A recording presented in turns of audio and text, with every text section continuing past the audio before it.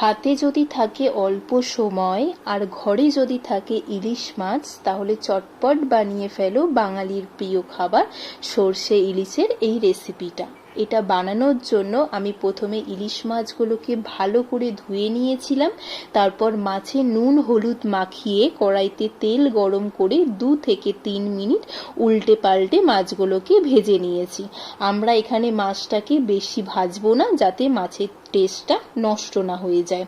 এরপর একটা বাটির মধ্যে আমি সর্ষে গুঁড়োটাকে গুলে নিয়েছি জল দিয়ে। আমি এখানে সানরাইজের সর্ষে গুঁড়ো ইউজ করেছি, তোমরা চাইলে ঘরে বাটা সর্ষে গুঁড়ো দিয়েও এটা করতে পারো। এরপর আমি এখানে 4খানা কাঁচা লঙ্কা কেটে দিয়ে দিয়েছি। তোমরা যেরকম ঝাল খাবে সেই পরিমাণ কাঁচা লঙ্কা এখানে অ্যাড করো। এরপর আমি একটা বাটির মধ্যে অল্প পরিমাণ কাঁচা পেঁয়াজ কেটে নিয়েছি।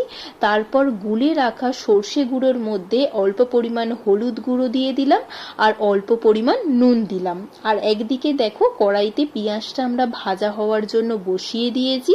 পেঁয়াজটা ভাজা ভাজা হয়ে এলে আমরা এতে অল্প পরিমাণ সর্ষের তেল আরো অ্যাড করে দিলাম আর গ্যাসের ফ্লেমটাকে আমরা লো রেখে দিলাম। পেঁয়াজটা লাল লাল করে ভেজে নেব। এরপর আমরা গুলে রাখা সর্ষে গুঁড়োটাকে আমরা এখানে ভাজা পেঁয়াজের ওপর দিয়ে দেবো। এটাকে দেখো ভালো করে মেলাতে হবে। তারপর মাছটাকে সেদ্ধ করার জন্য আমরা এখানে অল্প পরিমাণ জল দিয়ে ভালো করে মিলিয়ে নেব। মিলিয়ে নিয়ে আমরা এখানে পরিমাণ মতো নুন দিয়ে দেবো। তারপর ভেজে রাখা মাছগুলোকে আমরা এক এক করে ঝোলের মধ্যে দিয়ে দেবো আর গ্যাসের ফ্লেমটাকে লো করে রাখবো।